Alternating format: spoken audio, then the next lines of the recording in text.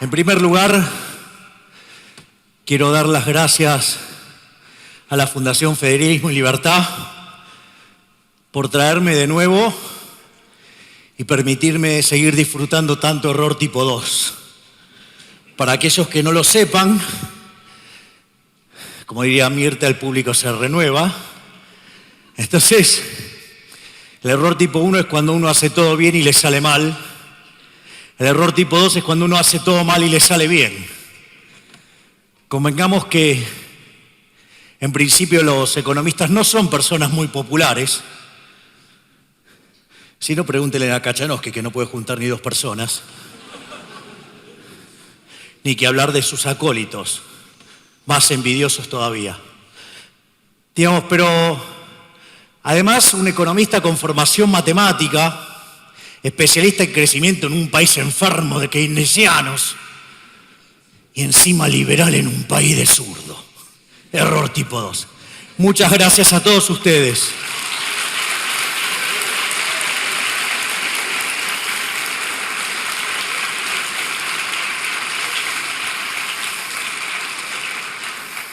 Lo que yo le voy a contar es lo que es mi historia de amor con las ideas de la libertad. Es una historia que tiene 3 capítulos.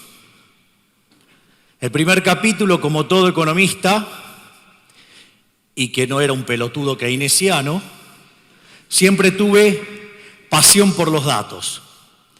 Y la verdad que la superioridad en términos cuantitativos del capitalismo era verdaderamente abrumadora.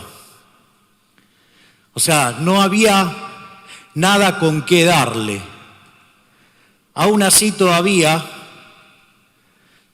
pareciera que en la Argentina el muro se cayó y en lugar de aplastar a los zurdos, aplastó a los libres. Una cosa verdaderamente rara. Si hasta tenemos pelotudos pidiendo por reforma agraria. Casi que si estuviera todavía el muro de pie, ese pelotudo saltaría del lado del este. Tomá, Grabois, la concha de tu madre.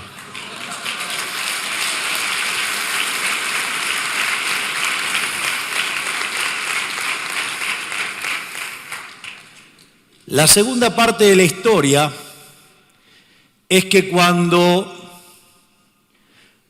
caído el muro y las ratas rojas, zurdas, querían meterse en algún lado, empezaron a cuestionar que el sistema era injusto. Consecuentemente, la segunda parte de esta historia tiene que ver con todo lo que fue descubrir que el capitalismo es el único sistema que es justo. Y como si todo fuera poco, el flechazo final vino del lado de la superioridad estética. Por lo tanto, a lo largo de toda esta presentación, lo que voy a hacer es tratar de mostrarles los fundamentos de esa historia. Entonces, lo primero que tenemos que entender es que el Estado es una organización criminal y que es peor que la mafia, porque por lo menos la mafia tiene códigos, la mafia cumple. En cambio, estos no. Además, también se financian con una fuente coactiva de ingresos. Por lo tanto, los políticos son unos ladrones, porque viven de ese robo. Y se ve con claridad, desde que vino esta farsa de democracia, los únicos que progresaron fueron los políticos, y nosotros estamos cada vez más pobres. Entonces, lo que hay que comprender en primer lugar es el origen y la definición de los impuestos. El término impuesto fue acuñado en la época en donde un reino dominaba a otro. Es decir, era una suerte de reflejo de la esclavitud. De hecho, el origen de la palabra tiene que ver con la coacción. Es decir, ustedes pagan porque si no, les rompen la cabeza de un palazo. Entonces, lo primero que uno debe entender acá es que el impuesto es un robo. Entonces, supongamos el caso donde viene una persona, su vecino, y le dice, che, dame el 50% de tus ingresos. Y ustedes le dicen, ¿por qué? Porque yo quiero. Entonces, evidentemente, lo van a sacar a patadas. Al otro día viene con un papel y dice, dame el 50% de tus ingresos. Pero te dije que no. Y entonces le dice, no, bueno, pero ahora tengo un papel firmado que dice que me los tenés que dar. Entonces el punto es, ¿y quién te lo dio? ¿Quién lo firmó? Yo. Entonces, obviamente, lo sacan a patadas. Al tercer día vuelve el vecino con el mismo papel y con un muchacho grande como Shaquille O'Neal con un bate en la mano. Y mientras que le dice que le tiene que dar la mitad de sus ingresos, el muchacho golpea el bate en la mano. Miren, entre eso y lo que hace el Estado no hay ninguna diferencia.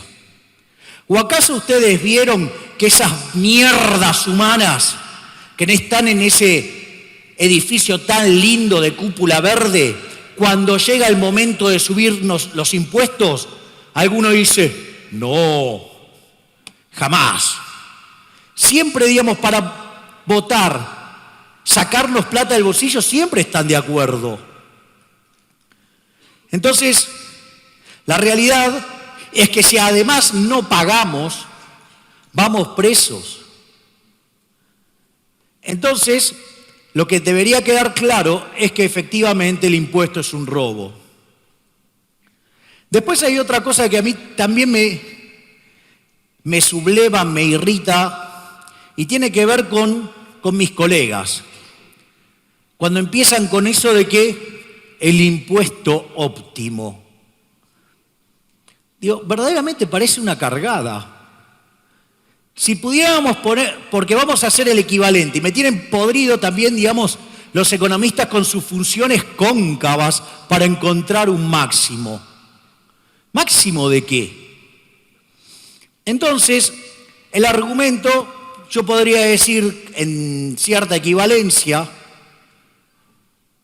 supongamos que estamos todos de acuerdo con el respeto de la vida y estamos todos de acuerdo que el asesinato es malo. Según estos hijos de puta, quiere decir que hay un nivel de tortura óptima. ¿Por qué no se van a la concha de su madre?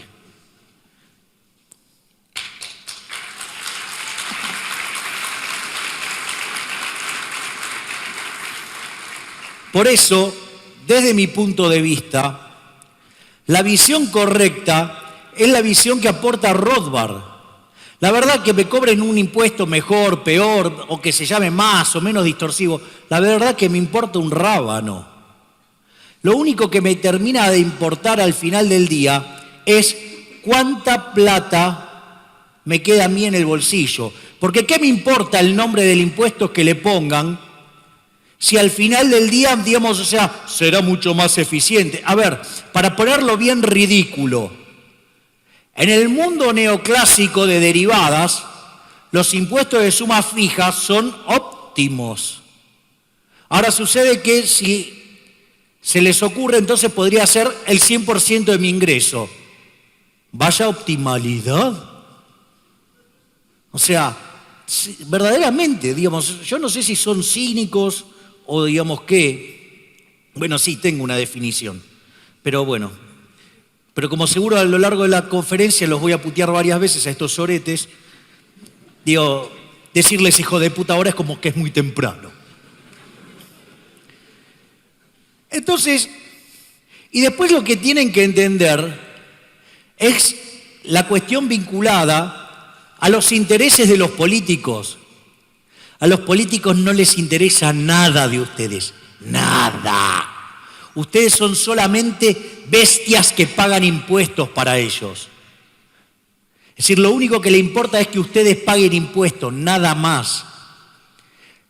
Y probablemente el mejor ejemplo que a mí se me ocurre de esto es el caso de Al Capone. O sea, porque la verdad es que Al Capone era un héroe. Y sin embargo está siendo estigmatizado por todo el cine. Es más, son tan hijos de puta que le hacen películas en honor a Elliot Ness. Porque ¿qué era, digamos, básicamente Al Capone? Al Capone era un trader. Lo que pasa es que un día a un hijo de puta se subió a la poltrona y se le ocurrió que la gente no tenía que tomar alcohol. Entonces pusieron la ley seca. Evidentemente, ¿eso qué es lo que hizo? Creó una oportunidad de negocio y Al Capone la descubrió. ¿Por qué? Porque básicamente había gente que podía producir el alcohol y ahora por culpa de la restricción no lo podía hacer. Es más, se perdían puestos de trabajo. Y también había gente que quería tomar alcohol y no podía. Básicamente, ¿por qué? Porque estaba la ley seca. Entonces, ¿qué es lo que hizo Al Capone? Como todo trader, fue y le compró a los productores y se los vendía a los barrachines de Chicago. O sea, fíjense, mejoraba la calidad de vida de los productores, mejoraba la calidad de vida de los borrachines, todos felices. Pero claro, obviamente esa actividad era una actividad riesgosa. Y como Elliot Ness era muy eficiente, obviamente el negocio era muy riesgoso. Por ende, ¿qué requería? Altas tasas de retorno. Y claro, altas tasas de retorno en un negocio riesgoso acerca a gente peligrosa, que resolvía sus cuestiones a los tiros. Entonces el pobre Al Capone fue tildado de traficante, fue tildado de asesino, todo por culpa de una regulación estúpida. Ahora, ¿alguien se acuerda por qué fue preso? Por no pagar impuestos. Es decir, ustedes pueden ser asesinos, pueden ser traficantes, pueden ser cualquier cosa, pero no se metan con la de ellos. Acá la única vaca sagrada es el culo de los políticos.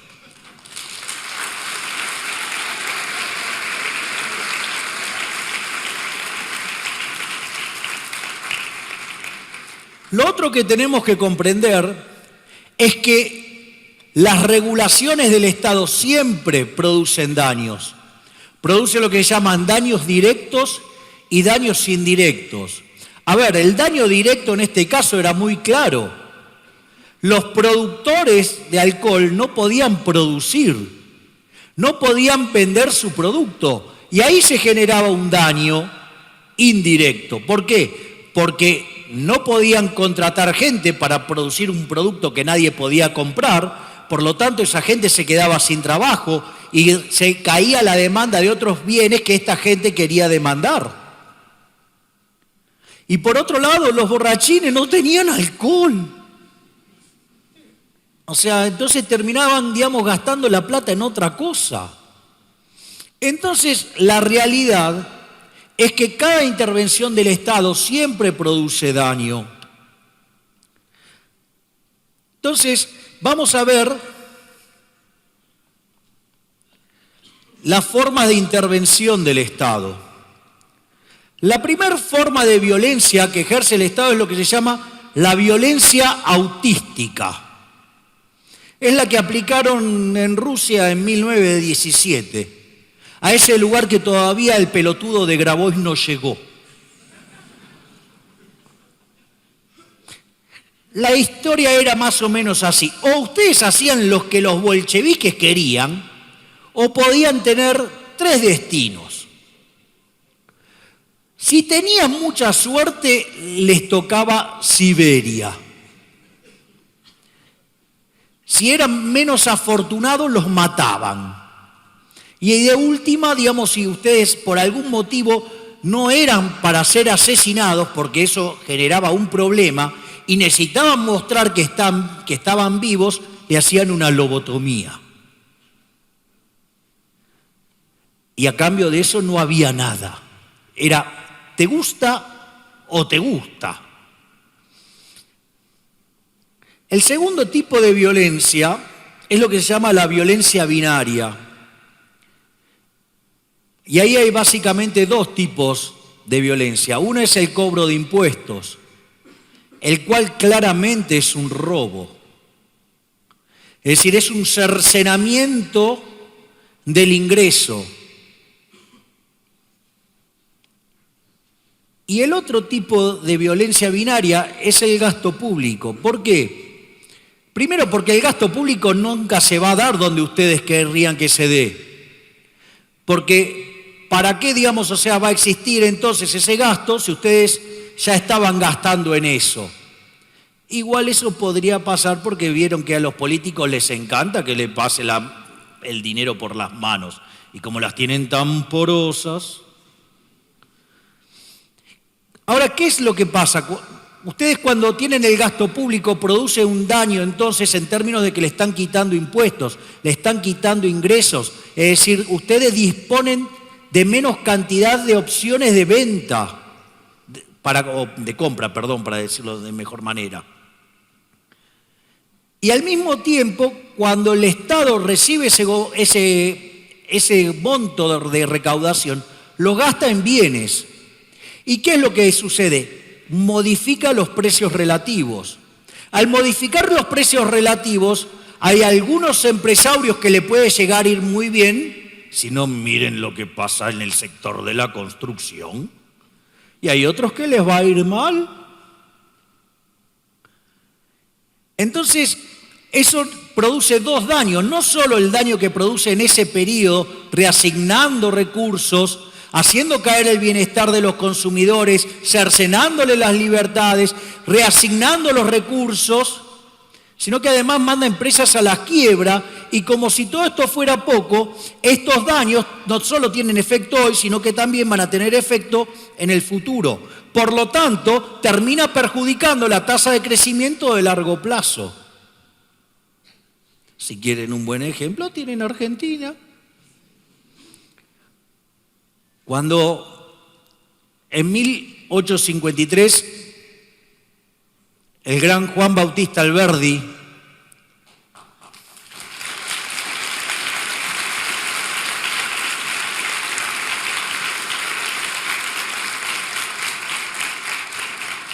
ustedes se dan cuenta que este es un país de loco, ¿no? En Rosario al hijo de puta asesino le hacen monumentos, homenajes. Digamos, cada lugar de mierda donde pisó ese hijo de puta, por poco hacen una fiesta. La casa de Alberdi acá es una placa en la pizzería. Por eso estamos cada vez peor. Entonces, básicamente, ese proyecto se puso en marcha a partir de 1860. Y luego de ser un país de bárbaros, en 35 años nos convertimos en el país más rico del mundo. Después, en la primera parte del siglo XX, oscilamos entre los 5 mejores. Después vino Irigoyen en el 28 y empezó a hacer todas las cagadas socialistas habidas y por haber, arrancando con la ley de alquileres, avanzando sobre los derechos de propiedad de los locatarios. Después vino el golpe y continúa haciendo macanas. Dentro de esas macanas creó esa basura llamada Banco Central de la República Argentina, para que todas esas macanas a partir del 46 se llevaran a la enésima potencia. Bueno, hoy somos país número 65. Estamos entre los peores países de libertad económica, y si no damos un giro hacia la libertad, como dice mi gran amigo Gustavo Lázari, me temo que mis hijos envidiarán el bienestar de Somalia.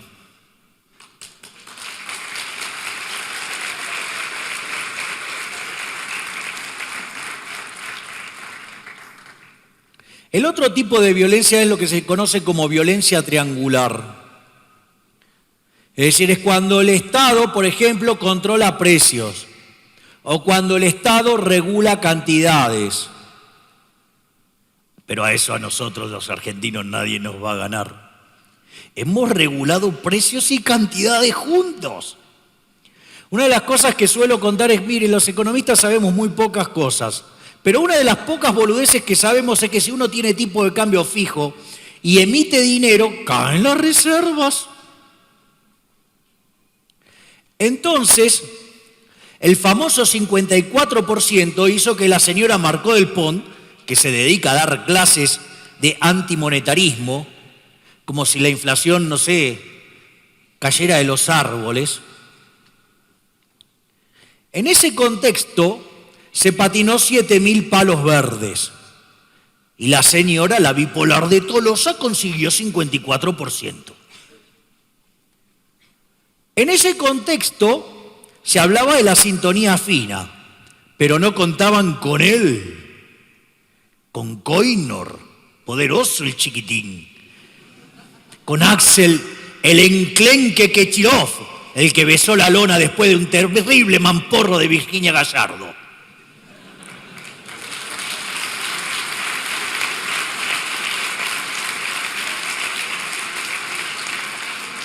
Entonces, al señor Axel Kichilov, un pelotudo de dimensiones colosales, que dice que la Unión Soviética se cayó porque no manejaban el Excel.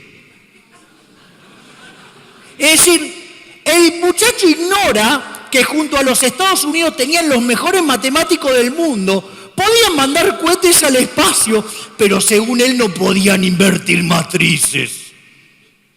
¡Qué pelotudo! Pero entonces, siempre a él le gustaron los controles y los tipos de cambios múltiples y todo. Y arrancaron con un par de tipos de cambio y con la diferencia entre el oficial y el paralelo de 10%. Así que imagínense cómo estamos ahora que tenemos 30. Veo que ahí ya no se ríen tanto. Pero ¿qué es lo que pasaba? Entonces no solo controlaba el precio, sino que además controlaba la cantidad. Entonces se generaba un exceso de demanda en el mercado de divisas. Había gente que quería comprar a ese precio un montón y había gente que a ese precio no quería vender. Entonces, básicamente ese exceso de demanda de divisas se traducía en un exceso de oferta en toda la economía. Y eso significaba precios bajos para los bonos, esto es, altas tasas de interés. Eso llevaba a la caída del consumo y llevaba a la caída de la inversión, lo cual generaba un exceso de oferta en el mercado de bienes que derivaba en una caída de la producción per cápita. No solo eso, sino que además eso hacía caer la demanda de trabajo, motivo por el cual había un exceso de oferta de trabajo, por lo cual no solo se perdían puestos de trabajo, sino que además caía el salario real. Pero Axel Kichilov tiene solución para todos. En 4 años metió 1.400.000 empleados públicos. Entonces, ¿qué pasaba? El déficit fiscal era cada vez más grande. Como no lo podía financiar con deuda, lo financiaba con emisión monetaria. Y como esos pesos se querían ir del sistema y no podían, apareció un problema que se llamaba sobrante monetario, que llegó a ser 5 puntos del PBI o más. Y cada vez que ocurrió eso en la historia argentina, el resultado fue tremendo, porque cuando pasó en el año 59, soltar ese cepo, la inflación saltó del 20 al 120%, con caída de 6 puntos del PBI. Cuando pasó en el 75, en el Rodrigazo, una de las cosas que pasó fue que la tasa de inflación pasó del 30 al 180 y en el peor momento la actividad cayó 6%. Y eso fue lo que dejó. Es interesante porque esa bomba que parte estaba enmascarada en el dólar futuro, donde había 23.000 millones de dólares atrapados ahí, esperando salir a comprar dólares. Y les voy a contar una historia. Total, ya pasó un largo rato. Sturzenegger fue el único funcionario que se pudo tener una más o menos reunión razonable con el que era el presidente del Banco Central en aquel momento, que dejaba las reservas netas en terreno negativo, es decir, con la cual tenía reservas prestadas que se las había patinado, y tenía de cash solamente 1.500 millones de dólares. O sea, nada. Y cuenta la historia que cuando Sturzenegger fue y le preguntó por la situación, las malas lenguas dicen que Vanoli le dijo: tenés 1.500 millones de dólares cash y tenés vencimientos por 23.000 millones a los 15 días que asumís. Bienvenido a la hiperinflación. El hijo de puta se levantó y se fue. Aviso porque ese pelotudo, hijo de remil puta, hoy sigue hablando sobre lo que hay que hacer. Es el mismo que dice que el peso es la soberanía. O sea, que para esos hijos de puta la soberanía es robarnos a cada uno de nosotros y rompernos el culo con la inflación. Increíble porque, digamos, Sturzenegger evitó esa catástrofe y aparecen los pelotudos y dicen: ay, mirá todo lo que acumuló de Levax. Sí, boludo, ¿qué querés que haga? Si Prat Guy le dijo: ay, el money overhead no existe. O sea, ¿ustedes qué creen que hubiera pasado si no hubiera sacado toda esa guita del mercado? Hubiéramos tenido una hiper del 500%. Es decir, este gobierno debería haber llevado sistemáticamente en andas a Sturzenegger. Sin embargo, lo echó. ¿Para quedarse con quién? Con Marcos Piña. Aparte, ese muchacho debe tener algún problema con los economistas, ¿no? Porque fíjense, cuando arrancaba el gobierno tenía a Melconian con un plan consistente y se quedó con el vendehumo keynesiano de Prat Guy. O sea que a Melconian lo cagó antes de arrancar.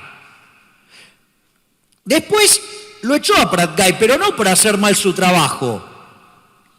Lo echó porque tenía alto perfil. Después lo echó a Isela Contrattini. Hizo bien su trabajo en aerolíneas. La echó. Como si fuera poco, después se llevó puesto a Melconian. Después se llevó puesto a Sturzenegger. Y como si fuera poco, después se llevó puesto al inútil de Duhovne. O sea, ese pibe algún problema tiene. Lo otro que también me irrita muchísimo es cuando aparecen estos colectivistas diciendo: no, porque esto lo hacen mal, hay una forma de hacerlo bien. Algo como lo que definió en algún momento Hayek en su último libro como la fatal arrogancia. Es decir, entonces este gobierno vino y dijo: no, el problema es que los CAE eran chorros y nosotros lo vamos a hacer bien. Bueno, para eso tengo una noticia pésima. No hay forma que el Estado lo haga bien. Siempre lo hace mal. Y fíjense esto. Friedman decía: hay 4 formas de gastar. Ustedes pueden gastar su dinero o el de otros, o pueden gastar en ustedes o en otros. ¿Cuál es la mejor forma? Gastar el dinero propio en uno mismo. ¿Por qué? Porque uno sabe muy bien lo que quiere y uno tiene muy claro cuánto le costó ganarlo. Para que se den cuenta de esto, supongan que, no sé, yo les pongo un agente fiscal al lado de ustedes para que gaste la plata en lo que ustedes quieren. Caso hipotético que con los políticos de mierda que tenemos jamás se va a dar. Pero vamos a hacerlo solo por el mero supuesto de pensarlo. Siempre van a estar peor. ¿O creen que la gente ese que está caminando al lado de ustedes, gastando lo que ustedes quieren, es gratis? Se dan cuenta que ni en ese caso lo puede hacer bien. La segunda forma de gastar es gastar la de uno en otros. ¿Qué van a tratar de hacer? Minimizar el costo. ¿Y cómo sería ese caso? Y tienen que hacer un regalo. ¿Y qué hacen cuando hacen un regalo? Tratan de quedar lo mejor posible, gastando lo menos posible. Es decir, con lo cual claramente no es una forma eficiente de gastar. Después hay otra forma de gastar, que es gastar la de otros en uno mismo. Esa es buenísima. Miren, por cuestiones de mi vida profesional, en una época, yo viajaba mucho. Después lo dejé de hacer porque, digamos, lo extrañaba tanto a Conan que no podía viajar. Entonces perdía peso porque no quería comer, lloraba. Imagínense ahora que tengo además a Murray, a Milton, a Robert y a Lucas. O sea, tengo un ejército de leones en casa. Ahora se me complica un poco más, pero la tecnología me permite verlos desde otro lugar también.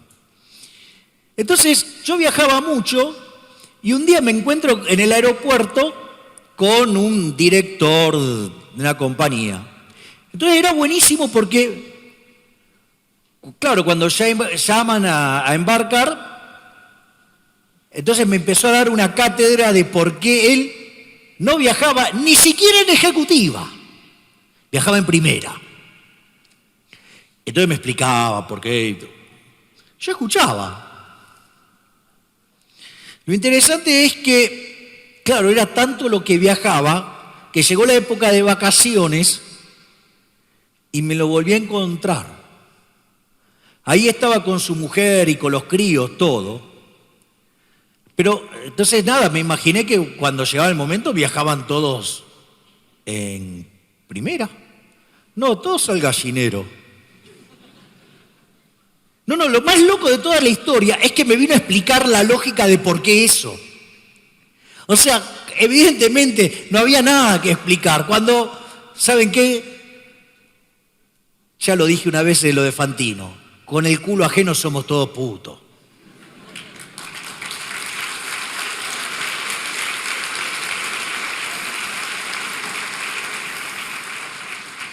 Ahora, habiendo analizado todo esto, está claro que hay una forma que es la peor de todas las formas de gastar,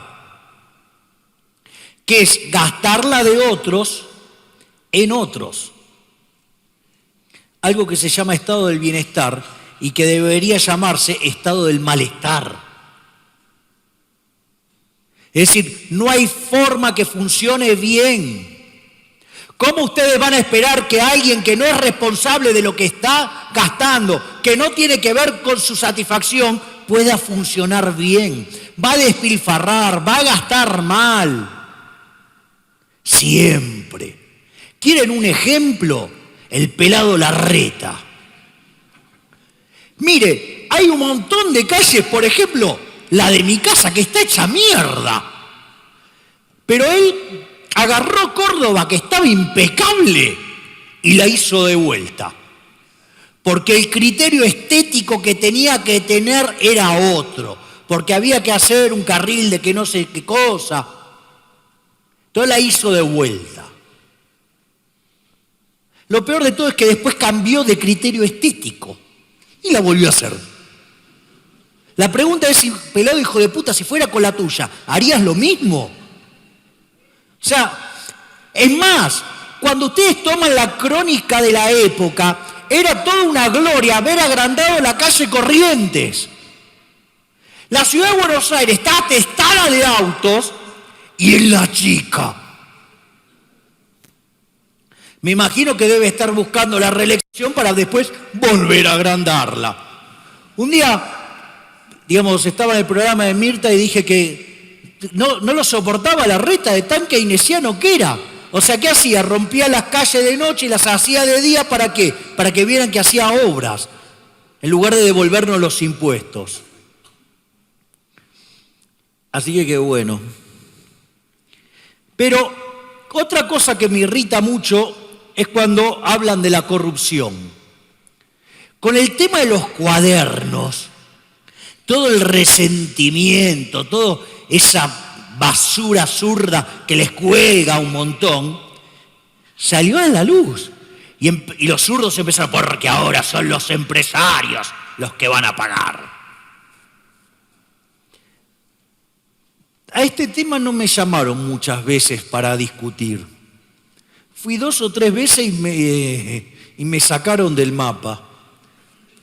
Porque mi hipótesis o mi argumento es que la corrupción es inherente a la existencia del Estado. Digo, nadie pudo superar la prueba del ácido, que si ustedes quieren y tienen respuesta, la acepto. Y es, si la obra pública fuera cero, ¿cuánto se podría pagar de coimas por obra pública? Ya, exacto. O sea, no se podría pagar nada. O sea, sin obra pública no habría coimas por obras públicas.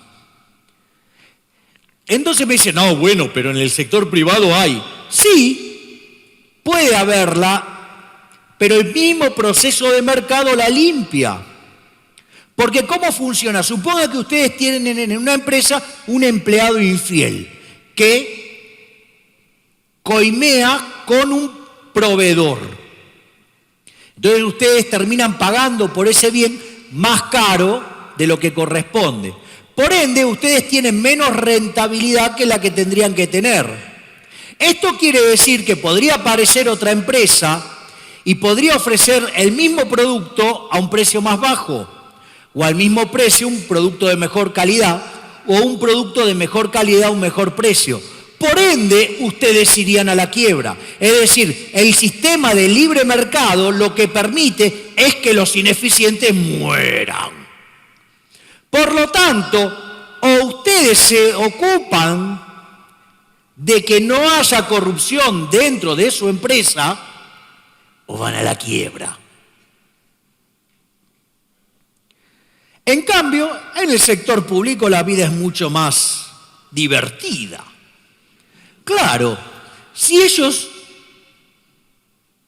se financian con una fuente coactiva de ingresos, hagan las cosas bien o hagan las cosas mal, siempre tienen ingresos. Es más, fíjense cómo se van acomodando. Miren la mierda esa del abortero Lipovetsky, ¿sí? que era diputado, y bueno, entonces como las cosas le empezaron a salir para atrás, ¿qué hicieron? Le hicieron un downgrade. O yo creí que él, como dijo que él era diputado y que esto y que el otro, y que él podía volver al sector privado, cuando yo lo traté con justa razón de parásito en el programa de Intratables, motivo por el cual, digamos, después no me habló más. ¡Ay, no sabe lo triste que estoy!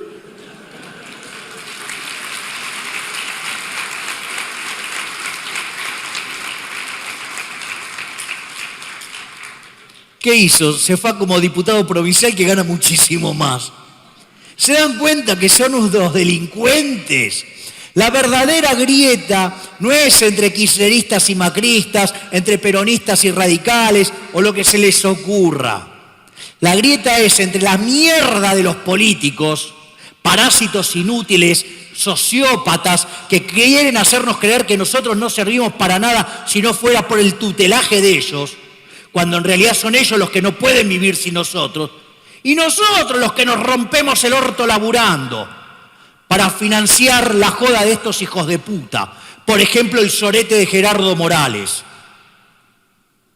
¿no? Un tipo que cuando estaban faltando ingresos fiscales dijo, bueno, las retenciones del 10%, la verdad que son bajas, deberían ser un poquito más altas, por ejemplo el 20%.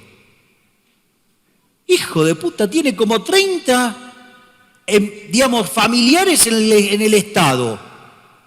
¿Por qué no arrancás haciendo patria y echás a 6 de esos parásitos? No, eso no, Y el hijo y un familiar tiene el monopolio de producir cannabis en Argentina. Vamos.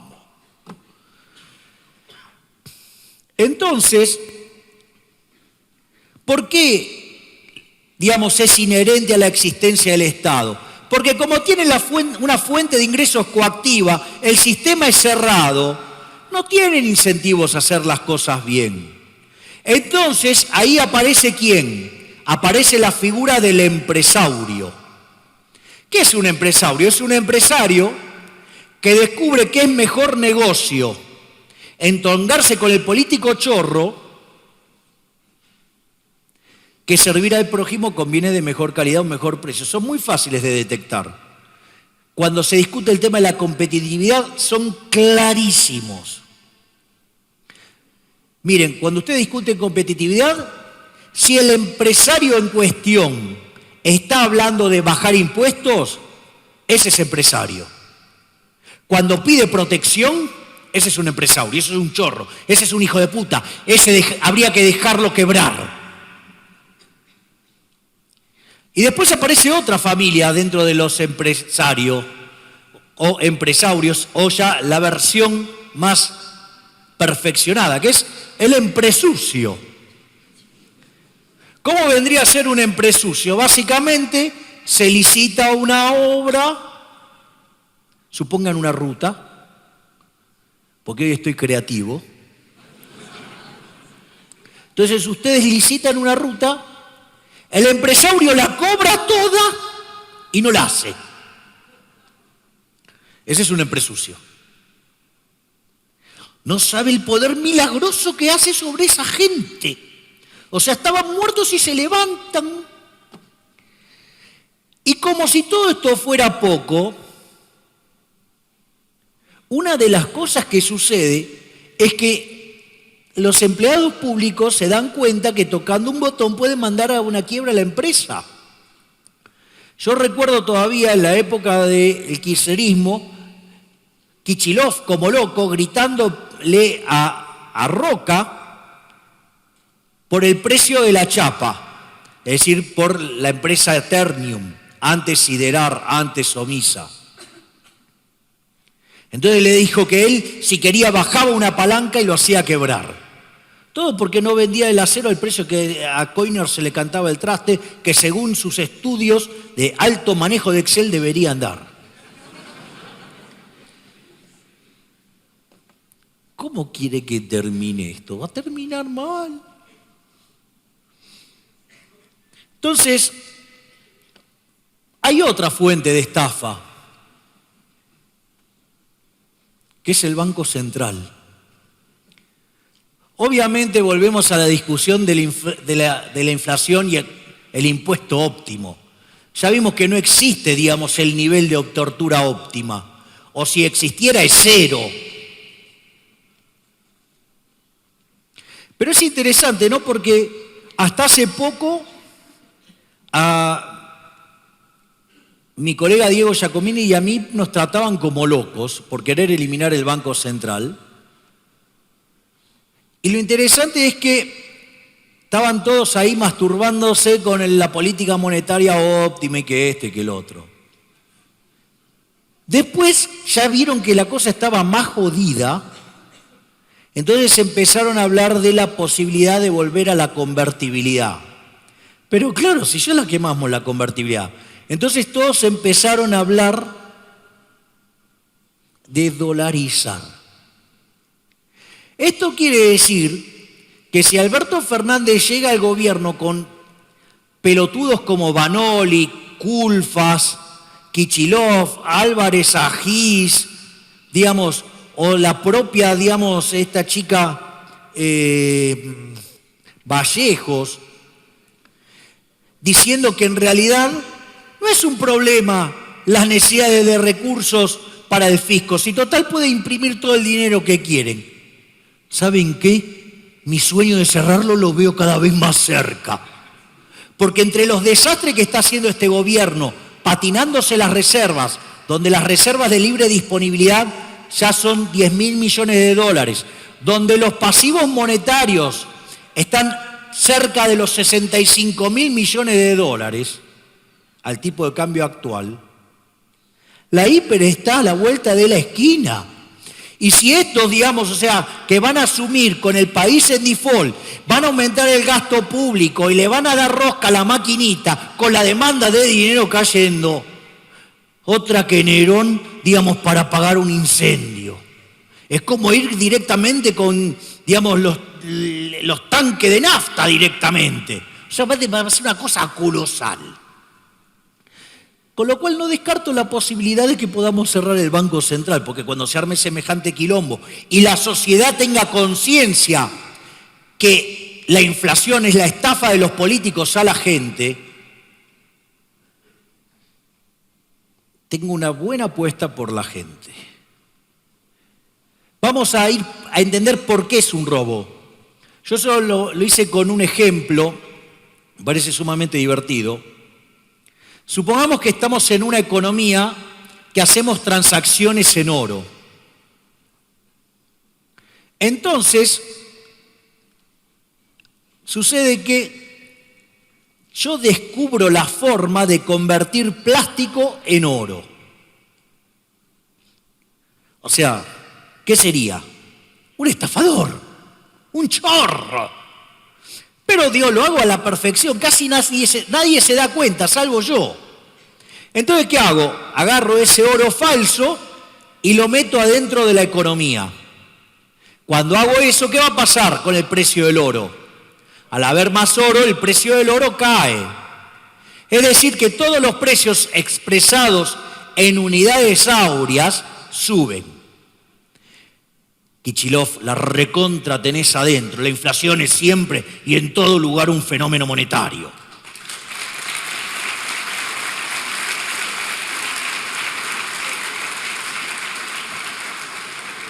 Pero no solo eso, está claro que hubo una redistribución del ingreso. Todos aquellos que honestamente pusieron monedas de oro están siendo robados porque esas monedas de oro compran menos de lo que compraban antes. ¿Y quién se benefició? Yo, que fui el que emitió esas monedas falsas. Aclaro a la Cámara que esto es un ejemplo, no sea que algún pelotudo me quiera poner preso, ¿sí? Digamos, porque falsifico monedas de oro. Es un ejemplo.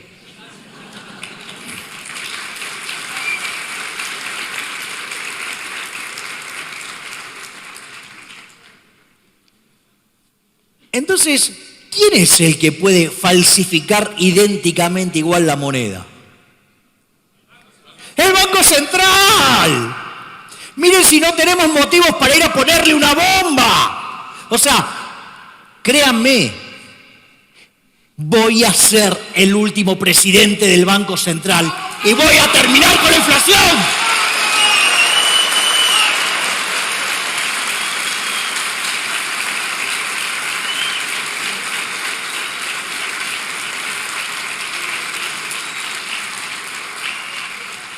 Esa institución de mierda no nos costó un pequeño costo. Nos hizo pelota. Antes de que existiera, la inflación era del 2% promedio. Lo creamos en 1935. Y para que vean cómo la clase política se recicla, ¿saben quién era el que defendía la creación de esa mierda en el Congreso? Porque estaba el golpe, pero seguíamos teniendo Congreso. Antes los golpes se hacían de otra manera. A ver si les suena este nombre, Federico Pinedo. Ese pelotudo que cada vez que salía el dato de inflación es por acá. No sé ahora qué dirá, por dónde carajo es. Digo, pero al margen de eso, esto es muy interesante porque se creó por 40 años. O sea que en 1975 lo deberíamos haber cerrado. Pero fíjense esto, interesante. En los primeros 10 años, el Banco Central, que era mixto, la tasa de inflación saltó al 6%. Después vino él. Bueno, ahora.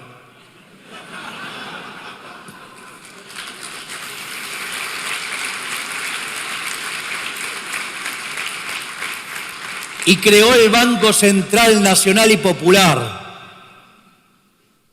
Entonces nos prometieron un camino al cielo, todo de papel moneda, con lo cual se hizo mierda, quedamos todos hechos pelota. La inflación promedio en ese periodo fue, hasta 1991, que fue el repudio de la moneda, fue 225% anual promedio. Le quitamos 13,0 a la moneda, destrozamos, miren que dentro de poco le sacamos 2 más. Destrozamos 5 signos monetarios, o sea que vamos a tener otro más ahora, o no sé si sí. Pero no solo eso, tuvimos 2 hiperinflaciones sin guerra.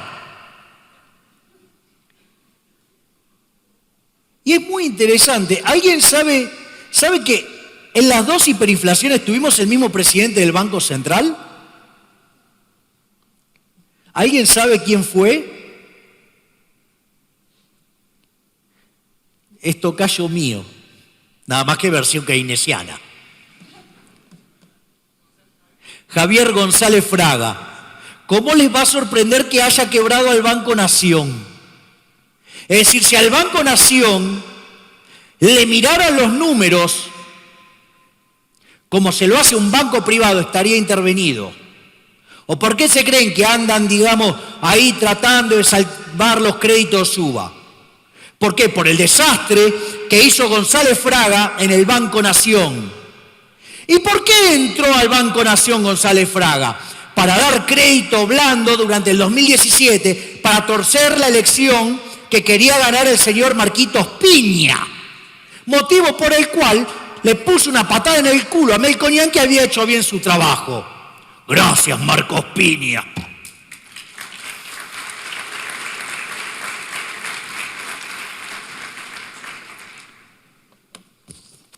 Ahora, una de las cosas interesantes es que algunos ya son más descarados y dicen, no, el Estado está para redistribuir el ingreso. Digo, hacen una bandera de la justicia social, una cosa de loco. ¡Vamos, carajo!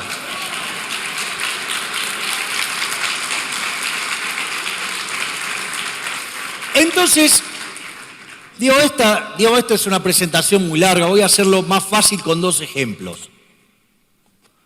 Para ver el rol de los intercambios voluntarios en la distribución del ingreso. Entonces, a mí siempre me gusta contar el caso de un pibe peticito, es argentino, rosarino, vive en Barcelona.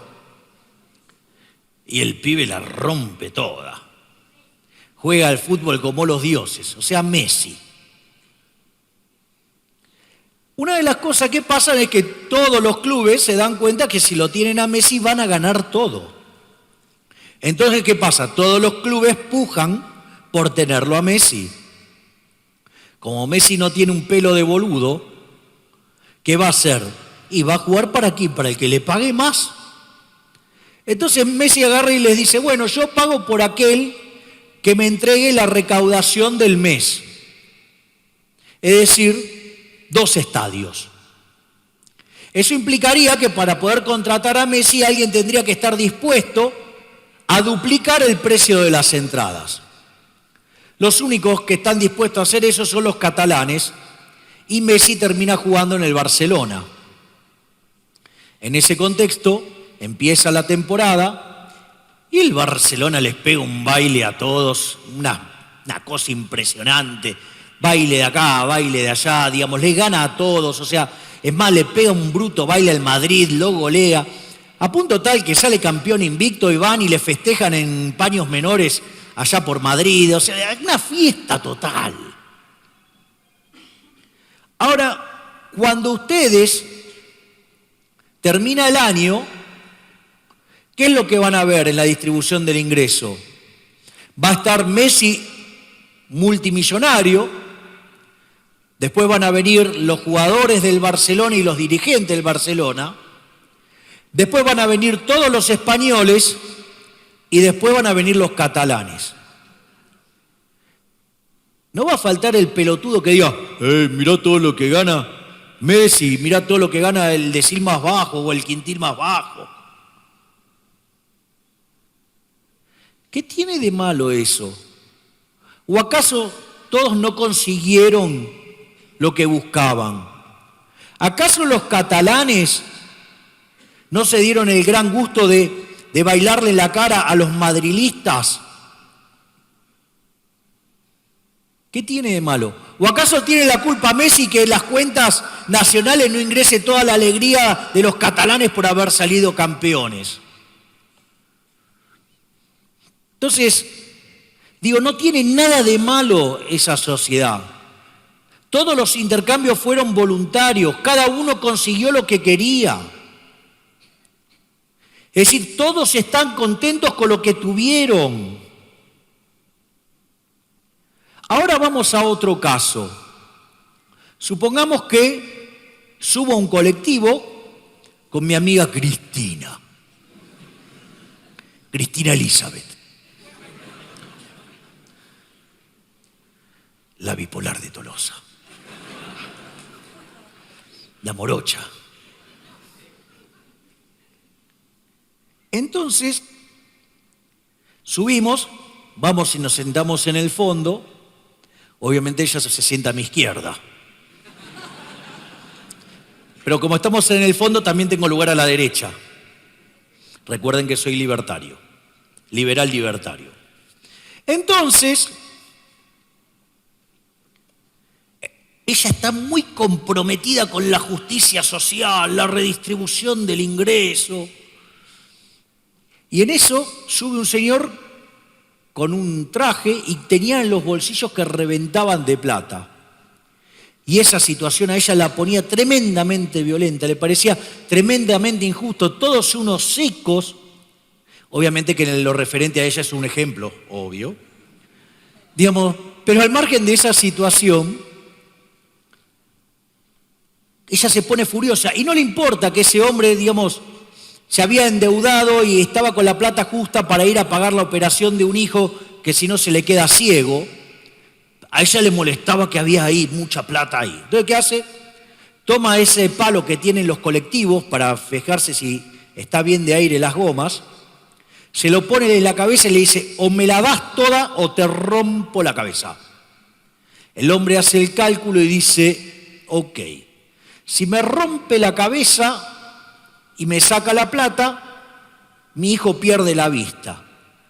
Si por lo menos me deja vivir, puedo volver a tratar de hacer algo para conseguir la plata. Entonces se la da. Entonces ahí Cristina, con toda la torta, la reparte igualitariamente entre todos. Es decir, no se le da por comprar zapatos de suela roja y los paga mucho más caro en Nueva York porque los quiere pintar de negro. No usa carteras súper caras, no se le ocurre tener un emprendimiento hotelero que es financiado con una empresa pública de aeronavegación. Qué creativo estoy hoy, por Dios.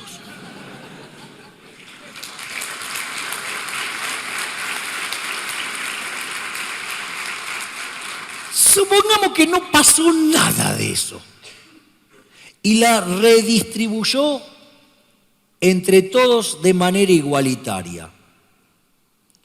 ¿Alguien podría decir que esta sociedad es más justa que la anterior? Es una mierda. Porque lo que apareció ahí, que fue la envidia, el odio, el resentimiento. Le robó la plata, lo hizo violentamente. ¿Qué cosa más violenta que igualar a los desiguales? Gracias a Dios todos somos distintos. Eso permite la división del trabajo, fomenta el comercio, fomenta la paz. Mientras que del otro lado es un régimen violento y asesino. Entonces, básicamente, no solo está el problema, digamos, moral de las pérdidas de las libertades. Hay un problema que tiene que ver con la dinámica del proceso. John Stuart Mill estaba equivocado cuando decía que la producción era independiente de la distribución, con lo cual ustedes tenían que dedicarse a maximizar la producción y después veían cómo la repartían. En realidad, ustedes, en rigor, van a producir en tanto y en cuanto puedan ganar plata. Si ustedes creen que la plata se la van a robar, no van a producir nada. Por lo tanto, cuando ustedes se ponen a joder con la redistribución del ingreso, lo primero que pasa es que el tamaño de la torta se empieza a achicar. Y cuanto más violentos sean en ese proceso, peor va a ser. Van a destruir la torta directamente. Es más, van a conseguir como resultado lo peor de todo de la sociedad. Hay una película que lleva esta situación al extremo. Entonces dice, bueno, el problema está en que hay gente más inteligente y gente menos inteligente. Entonces lo que hay que hacer es tener una inteligencia promedio. Para eso diseñan un chip que para cuando ustedes tienen un pensamiento por encima del promedio, ¡pah!, descarga eléctrica y le revienta un par de neuronas. Entonces, claro, el proceso empieza. Entonces, suponiendo que se distribuyen igualitariamente las inteligencias, el grado del 1 al 10, del 0 al 10, ¿qué es lo que va a pasar? Todo lo que están arriba de 5, ¡pum!, le revientan el cerebro. Ahora, ¿qué es lo que pasa? Tienen un montón de 5 y tienen después 4, 3, 2, 0, 1. Entonces, ¿ahora qué tienen que hacer? Volver a poner un nuevo techo. ¿Pero dónde ahora? 2,5. Con lo cual revientan todos los que están arriba de 2,5. Y así sucesivamente. Cuando ustedes se queden al final del camino, solamente le van a quedar pelotudos. Es el mecanismo Marcos Peña. Cada uno que sobresalía por encima de él, sácate. Palo a la cabeza. ¿Qué quedó? Un gobierno de pelotudos, donde la inteligencia máxima, ¿cuál es? La de Marcos Peña. Y así nos va. Nos estamos yendo a la mierda.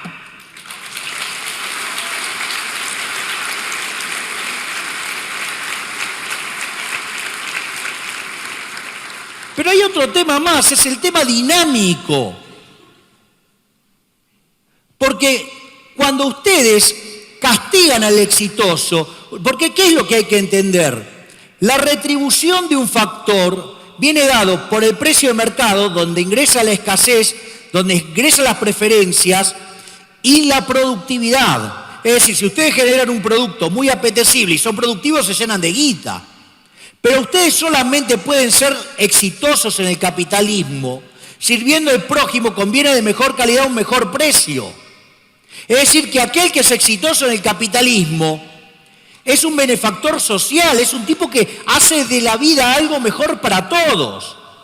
Pero no, estos hijos de puta son tan hijos de puta que prefieren perder la libertad antes de ver brillar a otro ser humano. Son mierdas humanas.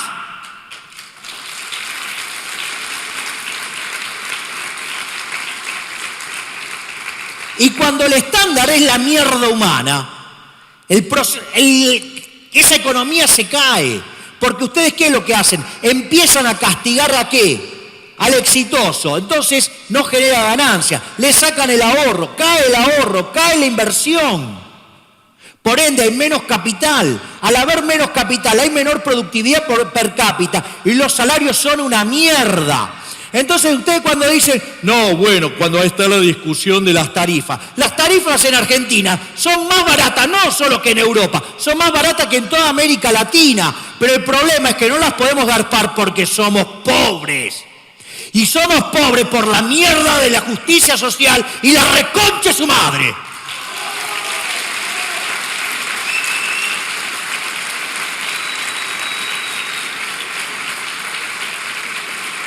Ustedes se fijan, ¿qué dicen los datos? Que aquellos países que son más libres son más ricos. No solo eso, fíjense, en el decil más bajo, es decir, los más pobres, están 11 veces mejor que en el país reprimido. Pero el ingreso del decil más bajo es más que el doble que el ingreso promedio del país reprimido. Y como la distribución del ingreso sigue el formato de una chi cuadrada, una log normal, es una distribución donde la mediana, el valor que más se repite, está por debajo de la media, quiere decir que el 70%, 80%, en promedio 75% de la población vive con menos del ingreso promedio. Es decir, que aquel ciudadano que vive en el país libre, aún siendo el último orejón del tarro, está muchísimo mejor que aquel que vive en el país reprimido. Esa es la realidad. Como dice el dicho, es mejor ser cola de león que cabeza de ratón. Pero eso no termina ahí. Yo recuerdo a una persona que me decía, vos proponés un sistema que quiere a la gente pobre. Entonces yo le dije, agarré el iPad y le dije, mirá, los datos dicen otra cosa. Ella me hizo una respuesta muy inteligente, que era, los datos no importan. Lo único que importa es lo que piensa uno. Ah, bueno. Obviamente que alguien con una inteligencia así tiene que tener mucho culo para que le vaya bien.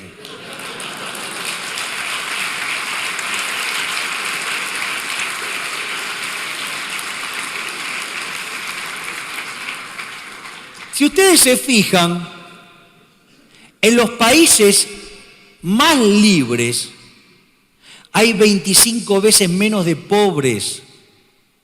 Y si lo tomaran en términos de pobres extremos, esto es, en términos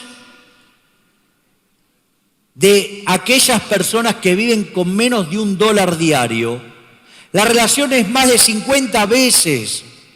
Es decir, que el único negocio para una sociedad es la libertad. Pero ¿qué pasa? La libertad no es negocio para los políticos. Ustedes tienen que comprender que un político es ética y moralmente inferior al ladrón vulgar. ¿Por qué? Porque cuando ustedes van por la calle y se topan con un ladrón, Dios quiera que no le pase, el ladrón vulgar por lo menos da la cara, los enfrenta, toma riesgos, puede ir preso, salvo que esté Zaffaroni. En cambio, el político se esconde detrás del aparato represivo del Estado, con lo cual ni siquiera da la cara. Es más, fíjense esto, supongan que ustedes van caminando, viene el chorro, los afana, los deja literalmente en traje de Adán.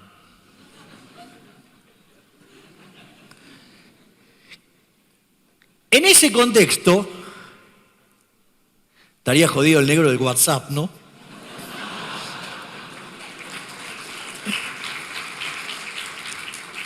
Entonces, en ese contexto, ¿qué chances ve que dentro de 15 minutos aparece el chorro y le dice, che, mirá, disculpame, me equivoqué, te voy a devolver algo de lo que te quité? Cero. Este gobierno vino a bajar los impuestos y lo terminó subiendo. Es decir, nunca nos van a devolver la nuestra. Van a hablar de hacerlos eficientes, de hacer esto, de hacer lo otro, pero jamás devolvernos la guita. Mire qué hijos de puta que son los gobernadores, que este gobierno de pelotudos creyó que los compraba mejorándole la coparticipación al tiempo que le rompían el orto a los jubilados. Vieron que ellos dicen, no, porque es el gasto social, por esto, el otro. Cuando le tuvieron que romper el culo al jubilado no les importó un carajo. Estaban los zurdos de mierda tirando piedra, todo. No les importó nada. Es más, la Evita Amarilla, la gobernadora de la provincia de Buenos Aires, que ella es tan comprometida con los más vulnerables, no le importó nada. Con tal de financiar el socialismo cloacal, dale que va. ¿No? Entonces, la pregunta es, le giraron un montón de guita. Cuando Macri, digamos, en un momento quiere hacer un giro al populismo, más, los gobernadores fueron y se presentaron a la Corte Suprema pidiendo que no les quiten la guita. Es decir, no les importa nada. Lo único que les importa es vivir parasitándonos. Tengan claro eso, nuestros enemigos son los políticos.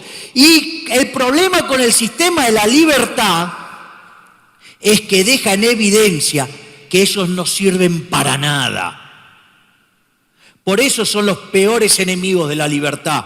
Por eso los políticos de mierda no estigmatizan a los zurdos empobrecedores, estigmatizan a los liberales. No hace falta que les cuente, por ejemplo, las cosas que nos dijo este gobierno a los liberales.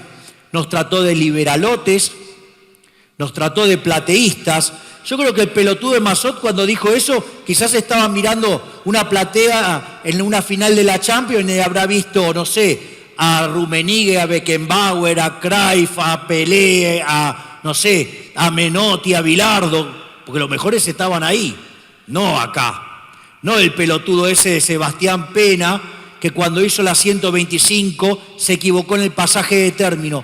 Digo bien, ese Sebastián Pena, Rodrigo Pena, ¿sí? Es el mismo que estaba con Lustó con la 125.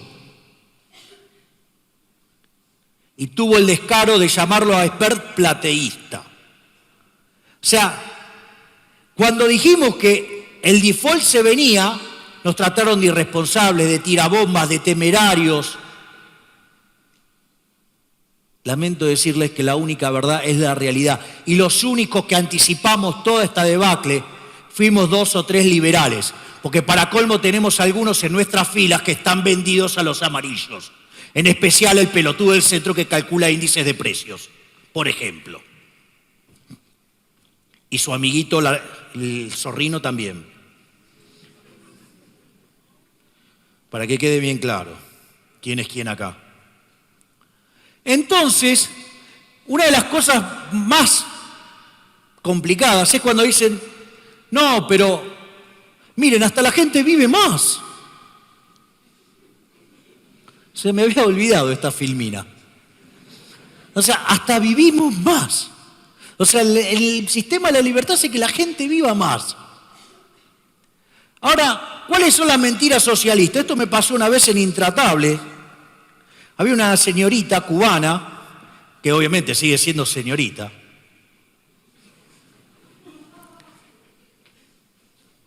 y decía, no, porque el sistema capitalista genera pobres. ¿Ahora? A mí me parece que en los últimos 200 años la pobreza se cayó como calzón de puta hambrienta. Miren, eran 95%. En ese momento vivían en el planeta Tierra 1.000 millones de seres humanos. Hoy viven 7.250 millones y tenemos 5% de pobres. Zurdos, la tienen adentro.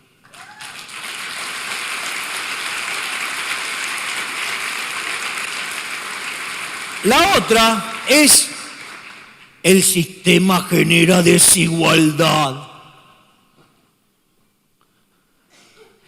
Cuando la log normal es muy picuda, significa que la distribución del ingreso está concentrada.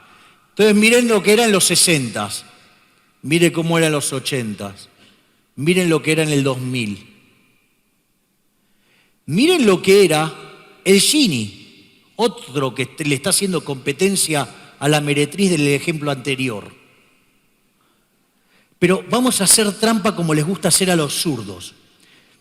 ¿Ven cómo está acá la distribución del ingreso? Que está cada vez más aplanada. ¿Cómo hace trampa un zurdo? Le cambia la escala del gráfico. Entonces se lo muestra así. Entonces ahí se ve como muy desigual. Eso era en el 2003. Miren cómo estaba en el 2011. ¿Me acompañan? Zurdos, la recontra tienen adentro.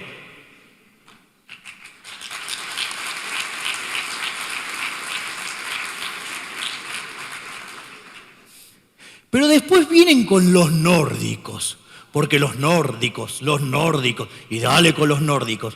Eso me pasó una vez en Intratables. La señora Victoria Donda, en un momento, me dijo los nórdicos. Entonces le dije, ¿vos sabés cómo funciona la economía de los nórdicos? Le dije, ¿sabés cómo, por ejemplo, funciona el sistema de salud? No, ella no sabía de educación, no sabía nada. Porque, ¿qué es lo que pasa? Ustedes piensen en la mierda de políticos que tenemos, ¿no?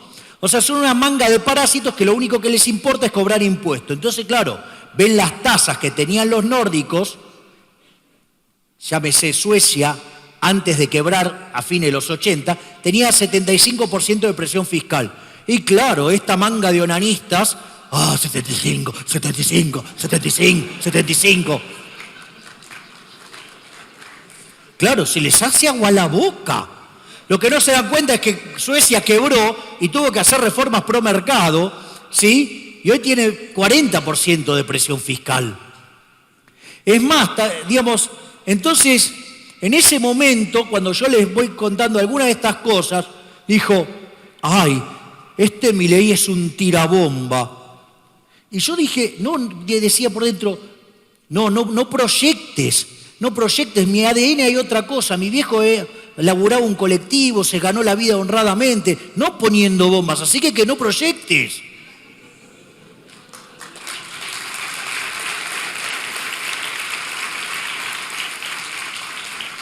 Qué interesante, ¿no? Las indemnizaciones que se llevaron los tirabombas y los boludos que laburan nada. Y así estamos. Entonces, veamos cómo es el tema de los nórdicos. ¿Ustedes se imaginan hacer negocios en un país socialista? Debe ser un quilombo.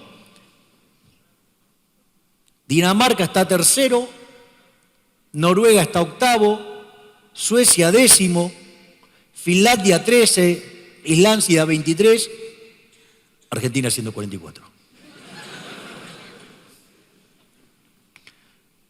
Bueno, me imagino que esa no es la parte a Donda que le gusta de esto. Bueno, a ver, vamos a ver. Hay que recontraproteger el mercado de trabajo, no se puede echar a nadie, hay que meter derechos, porque la sociedad requiere derechos. Países que no hay indemnización y salario mínimo. Noruega, Dinamarca, Suecia, Islandia, Finlandia. ¿Esos qué son? Porque esos yo creo que son, digamos, nórdicos, ¿no? A ver, vamos con libertad económica. Islandia 11, Dinamarca 12, Suecia 15, Finlandia 16, Noruega 23, Argentina 144.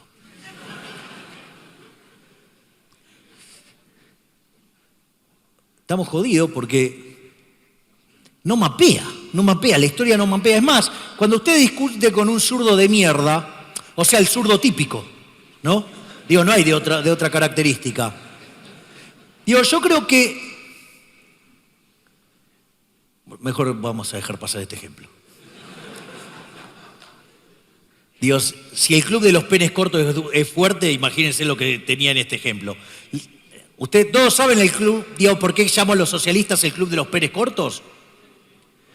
Digo, porque ¿quién carajo va a clamar por el pene promedio? El que la tiene chiquita, el que la tiene grande no anda pidiendo amputación.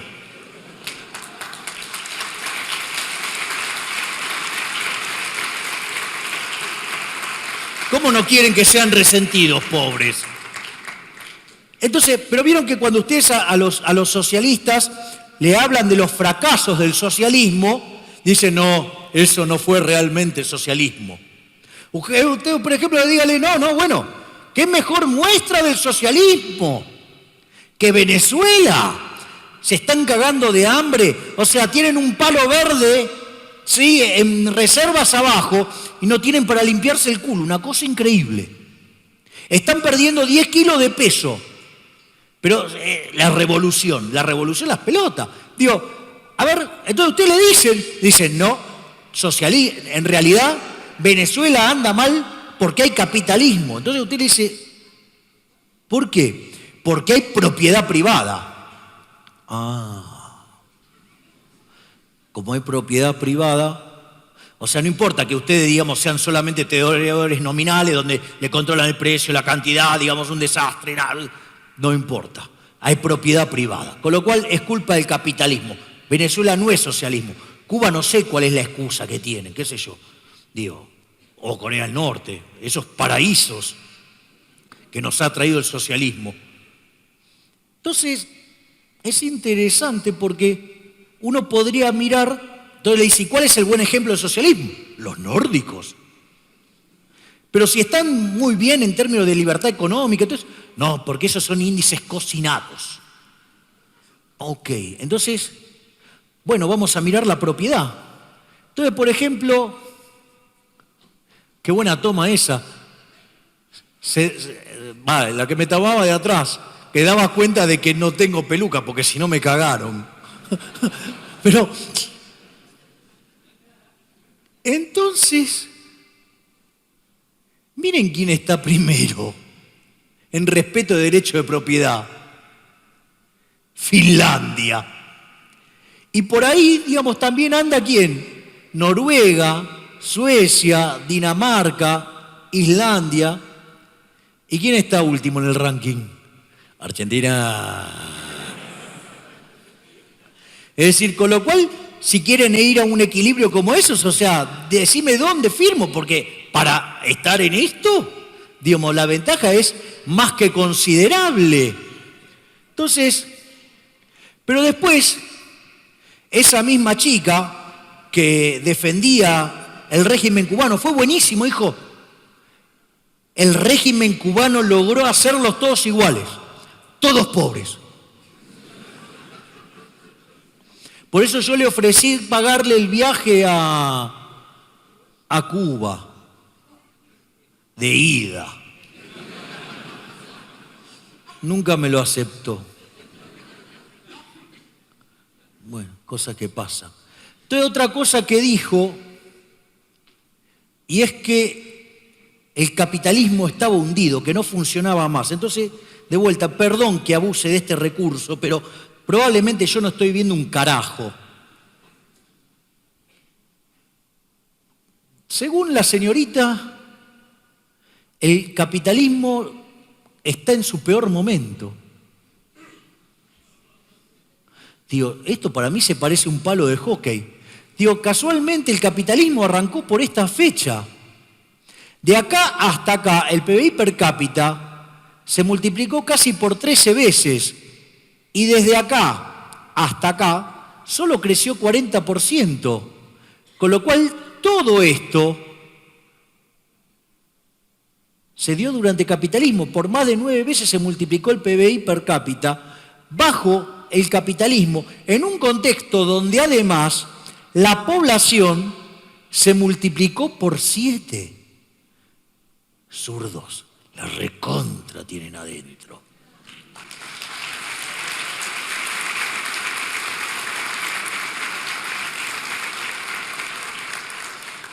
Entonces aparecen los tipos como Piketty, que dicen que no, que el capitalismo se va a derrumbar la tasa de crecimiento. Motivo para el cual, digamos, hay que prohibir los millonarios, hay que afanarle la guita. Él está desesperado con afanarle la guita a la gente. Un chorro. Entonces vamos a ver si se está cayendo a pedazos, como dice Piketty. Es decir, si cortamos los datos de una manera distinta a la que él los corta. A la luz del formato que tiene esa curva que vimos, a mí se me ocurrió este formato para cortarlo. Por ejemplo, parece razonable decir que hubo un antes y un después del capitalismo. Entonces, hasta el 1800, ¿cuánto crecía el PBI per cápita? 0,02%. ¿Qué es lo que hace Piketty? Agarra este número, que es desde el 1800 hasta el 2000, ¿y qué pasa? Como el número se compone de un 0,65 en el siglo XIX y 1,58, lo que dice es, promedia 1,1, estaba abajo, pasó arriba y ahora tiene que venir abajo. Todas las cosas que dice Piketty son todas proyecciones. Que dicho sea de paso, ¿sí? Javier Sala y Martin le hizo la estimación utilizando qué hubiera pasado en el siglo XX acorde al método de estimación de Piketty. Y daba una cosa, digamos, no sé, como 7 veces más bajo, un papelón. Entonces, me parece que hay que cortar, aparte el siglo XIX, fíjense que la tasa salta 33 veces casi. Y también, digamos, pueden cortar el siglo XX. Entonces, en la primera parte del siglo XX el mundo creció al 1,6, en la segunda 2,10, y ahora el mundo viene creciendo al 3 per cápita. Ahora, es interesante porque hay estudios sobre la segunda mitad del siglo XX que muestran que prácticamente se subestima el crecimiento en 1,25 per cápita. Esto significa que no solo que el mundo en la segunda parte creció al 3,35, sino que hoy está creciendo al 4,25. Y es interesante eso porque ignoremos que esta aceleración que está mostrando el mundo en su tasa de crecimiento, a pesar de la crisis subprime y todos los efectos colaterales,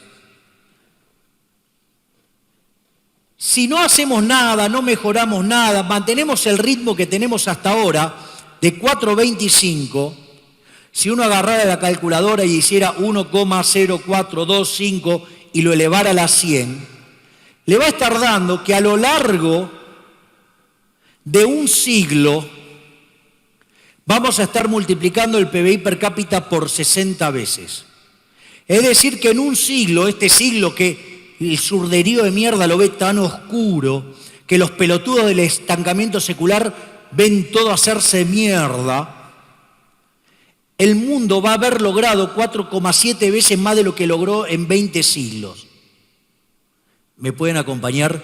Zurdos, la recontra tienen adentro.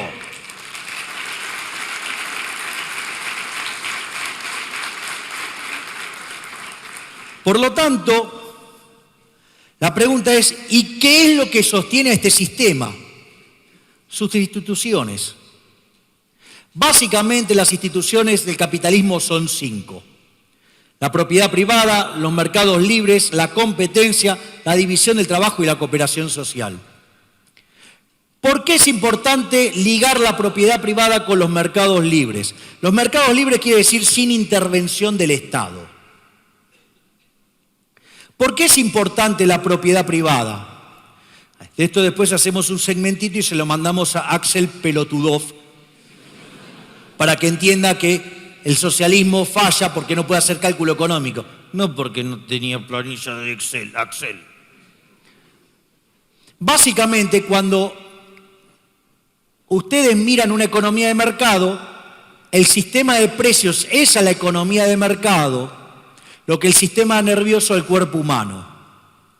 Es decir, todo se mueve por el sistema de precios. ¿Cómo funciona?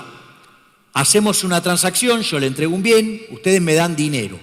Al hacer eso, se genera un registro histórico llamado precio. Ese precio se convierte en una señal que viaja por todo el sistema. Entonces, eso coordina a los agentes. Algunos van a querer ser compradores y otros van a querer ser vendedores. Así, cuando la cantidad demandada supera la ofrecida, se produce un ajuste que hace que el precio suba. Y en su defecto, el precio baja. Y así es como funciona el sistema. Ahora, todo ese proceso es viable de ser puesto en marcha si cuando yo estoy entregando el bien, soy el dueño del bien. Es decir, porque si yo no soy el dueño del bien, lo puedo vender a cualquier cosa, esa señal es cualquier porquería. Por lo tanto, el sistema socialista no se cae porque no tenía el Excel pelotudo, se cae porque no pueden hacer cálculo económico. Y como si fuera poco, cuando ustedes miran, ¿qué quiere decir mercados libres? Que no esté el Estado rompiendo las bolas en el medio. ¿Por qué? Porque entonces afecta la señal del precio. Y cuanto más pesa el Estado, más distorsionada está y el sistema funciona peor. Por eso, cuando hablan de los países europeos, no, bueno, pero tienen alta presión fiscal. Sí, boludo, pero crecen menos. Y tienen un PBI per cápita 40% más bajo que el de Estados Unidos. No, bueno, pero hay países que crecen más y pasaron a Estados Unidos. Sí, boludo, los que se hicieron políticas liberales. Ejemplo, Irlanda. La tercera institución es la competencia, pero no en el criterio neoclásico que tienen que haber mucho, no. Tiene que ver con la libre entrada y salida. De vuelta, me fastidia tremendamente los pelotudos. No, porque los grupos concentrados. A ver, porque encima lo usan para la inflación, ¿no? Digo, los grupos concentrados, si esa situación tuviera sentido, afectaría el nivel de precio, no la tasa de variación.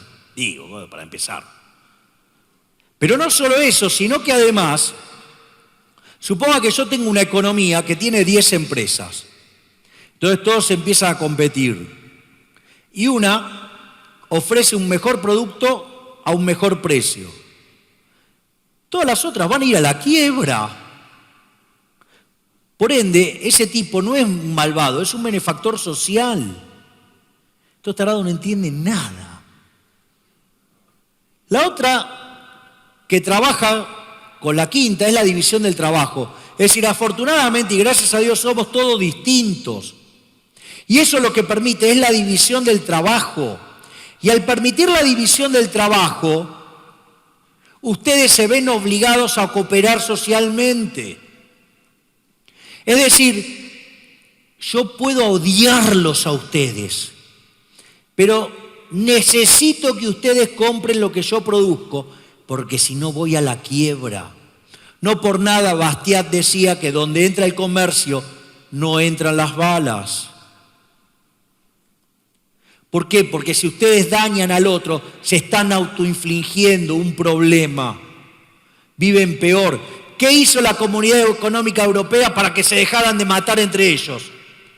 Lo único bueno que hicieron, el mercado común. Y tener una moneda única para evitar los desastres monetarios. Entonces, división del trabajo y cooperación social van de la mano. Ahí me fastidia cuando los zurdos dicen, no, bueno, lo que pasa es que ustedes creen la teoría del derrame. No, boludo. Por eso yo siempre les desafío, decime dónde está la teoría del derrame. Porque en realidad, si hay derrame para los dos lados. Y por otro lado, a un empresario exitoso no se le derrama nada, porque si se le derramara sería ineficiente e iría a la quiebra. Es decir, me tienen podrido con las falacias del hombre de paja. Critican algo que ni siquiera conocen. Entonces, llegamos a la última parte. En el fondo, No solo somos superiores en lo productivo, no solo que el sistema es el único sistema justo, sino que además es estéticamente superior. Miren lo que es Nueva York, miren lo que es la isla cárcel, parece un queso gruyere. O sea, la única forma de encontrar algo lindo en Cuba es con cosas del pasado. Pero no es solamente eso. Yo por cuestiones de trabajo tuve que conocer lo que eran empresas públicas de la ex Unión Soviética. Y los edificios eran cuadrados, oscuros, sin ventanas. Y les puedo asegurar que no se animarían a entrar a un baño. Pero no solo eso, sino también miren lo que eran los autos que tenían. Tenían, fíjese, el Lada. El Lada era como una suerte de Fiat 1600, pero más feo. Se ríen porque saben que es verdad. Pero además funcionaba peor. Y tenían que pasar años para tener uno y años si se llegaba a romper, cosa que pasaba regularmente. ¿Cuál era el otro auto que tenían? El Dacia. El Dacia era como una suerte de Renault 12, pero más feo. En cambio, del otro lado, ¿qué tenemos? Tenemos la Ferrari, tenemos el Lamborghini, tenemos la Maserati, tenemos el BMW, tenemos el Mercedes-Benz, tenemos el Rolls-Royce, tenemos el Bentley. Es decir, no hay con qué darle. O sea, nosotros tenemos teléfonos celulares impecables. Yo me imagino que, digamos, en la isla cárcel se comunican con un piolín y 2 vasitos a cada lado. Es decir, por lo tanto, digamos, el sistema no solo es mejor en lo productivo, es mejor también estéticamente, pero como si todo eso fuera poco, la superioridad del sistema es moral. Porque mientras que los valores del socialismo es la envidia, el odio, el resentimiento, el robo, el trato desigual frente a la ley y el asesinato, porque donde se aplicó ese sistema generó más de 100 millones de muertos, o sea, con lo cual es un sistema asesino. Nosotros creemos en la libertad, creemos en el respeto irrestricto del proyecto de vida del prójimo. Sí, creemos en la propiedad privada, creemos en los intercambios libres, creemos en la competencia, creemos en la cooperación social, creemos en la división del trabajo y solamente se puede ser exitoso sirviendo al prójimo con bienes de mejor calidad, a un mejor precio, es decir, son benefactores sociales, todos contribuimos desde nuestro interés general, particular al interés general. En definitiva, ¿saben qué? La libertad avanza, zurdos de mierda tiemblen. ¡Viva la libertad, carajo!